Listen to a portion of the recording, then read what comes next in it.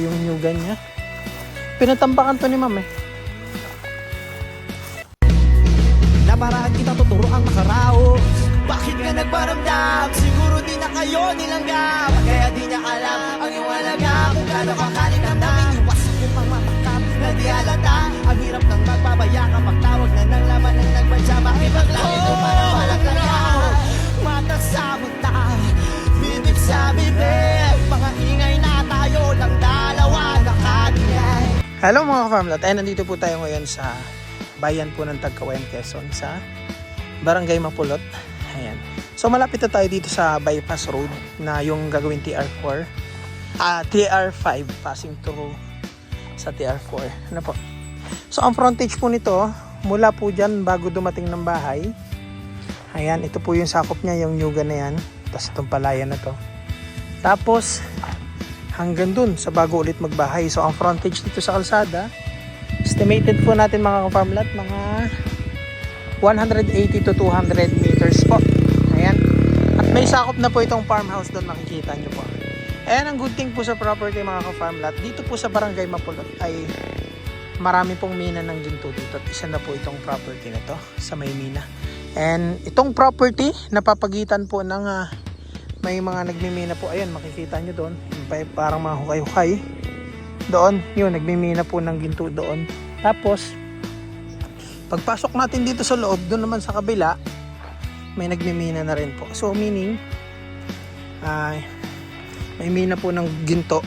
Kasi yung mga karatigan dito po, nag-high grade na po ng ginto ng mina po. Ano? So, ayan, ito po yung farmhouse sa loob. Ayan, may gate po, may bakod na. Ayan. So, ayan mga ka-farmlat. So, ito yung farmhouse po. Ayan, tapos, meron pong ginawang kalsada dito. Papunta dito sa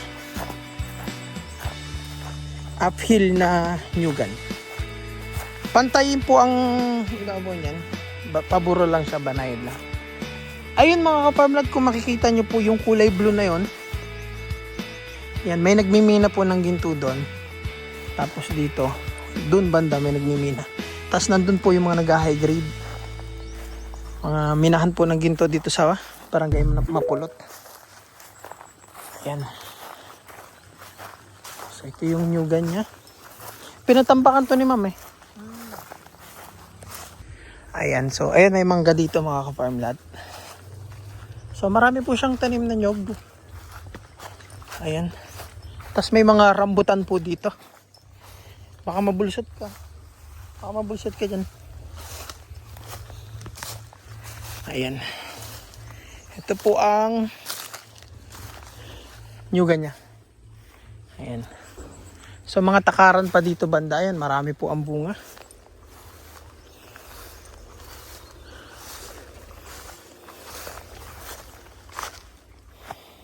Ayos. Dami siyang nyug.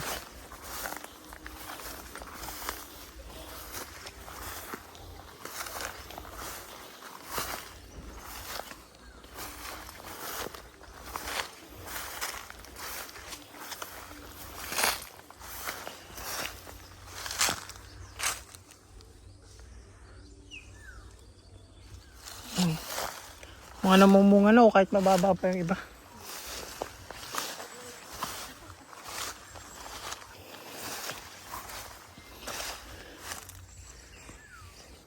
Ang ano niya, yung likod lima ano. Maganda ang likod nito. Tabing sapa. Panalo. Si Kuya Uming kukunin kung ano dito. Ang ganda to dati. Yan, nagkikita. Harbisin na oh. Oh. Wala man, hindi man ba ganina na ako kasi kanina na ako yun eh.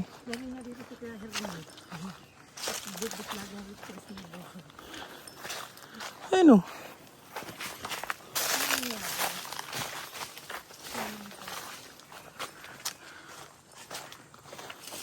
Daming nyug. May income ang property. Ang kagandahan nito, wag mo lang ipapagalaw itong nyugan. Ang kabud mo lang yung 2 hectare sa baba.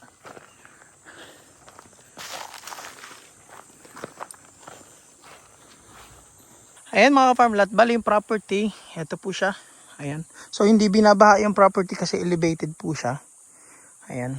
Kapantayan dyan sa ibabaw. So ito yung likod. Ang harap po nitong property na ito is kalsada. Ito yung likod niya. Ayan. Creek. So summer po ngayon kaya ganyan ang tubig. Pag hindi po summer, napakaganda po niyan. Masarap paliguan. Ayan. Yan po yung frontage niya dito sa ilog. Ayan. Ito po yung lote dito. Ayan.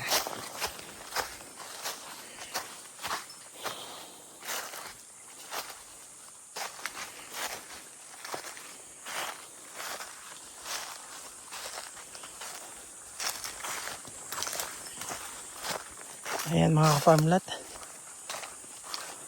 So ang boundary po dito ay mahogany.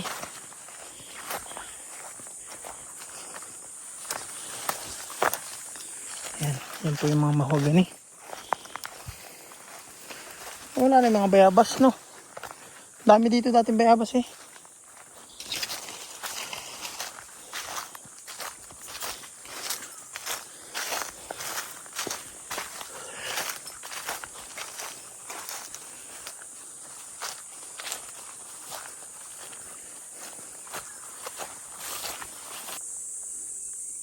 Yan po yung mga nyug na sako pa.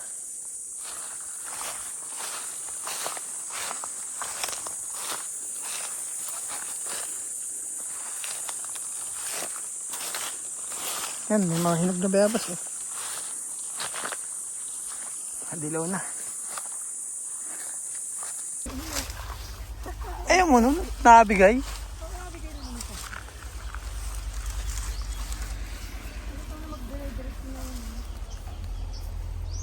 Ayun mga ka-farmlat, bali na dito tayo ngayon sa Google Map.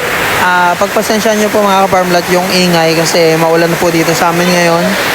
Bali, ito po yung exact location ng property. Ayan. So, mula po yan dito. Ayan, mula yan dito hanggang dito po yung frontage niya. Teka lang. Ayan, hanggang dito po mga ka-farmlat. So, itong palayan na to, kung makikita nyo palayan na yan, yan po yung 2 hectares po yan. Clean title, tapos ito pong katabi niya na 4 hectares na nyugan na ang likod ay creek. Ayan, makikita nyo po yung creek. Ayan. Malaki po yung creek na yan, ilog na ata po yan. Ayan. So yan po yung location ng property. Yung town proper naman mga ka-farm, ito po. Ayan. Sa una-unahan, ito po yung bypass na ginagawa na magkoconnect from Tagkawayan, Quezon to Daet, Camarines Norte.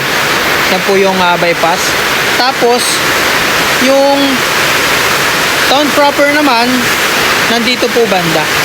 So, mga 30 minutes drive siguro, 20 or 25 minutes drive galing sa town proper, papunta dito sa property. At ang Tagkawayan, Quezon po, yan po yung huling bayan ng Quezon bago dumating po ng Ragay, Camarines Sur. At bago po talikod naman niya ay Camarines Norte. Yan. So, ang boundary ng Tagkawayan, Quezon ay Camarines Sur and Camarines Norte. So, katabing bayan niya po ay Santa Elena, sunod Calawag, Ginyangan, Quezon. Ngayon, from Manila naman po mga ka-farmlat, ang Tagkawayan, Quezon po ay more or less 6 hours drive. So, possible 6 to 7. At pag nagawa na po yung TR5, yung expressway, siguro mga 4 to 5 hours drive na lang po yan. So, ayan mga ka-farmlat. Naparaan kita tuturo ang makaraos. Bakit ka nagparamdam? Siguro di na kayo nilanggap. Kaya di niya alam ang iyong alaga. Kung gano'n kakalit ang daming iwas yung pang matakap na di halata. Ang hirap ng magpabaya kapag tawag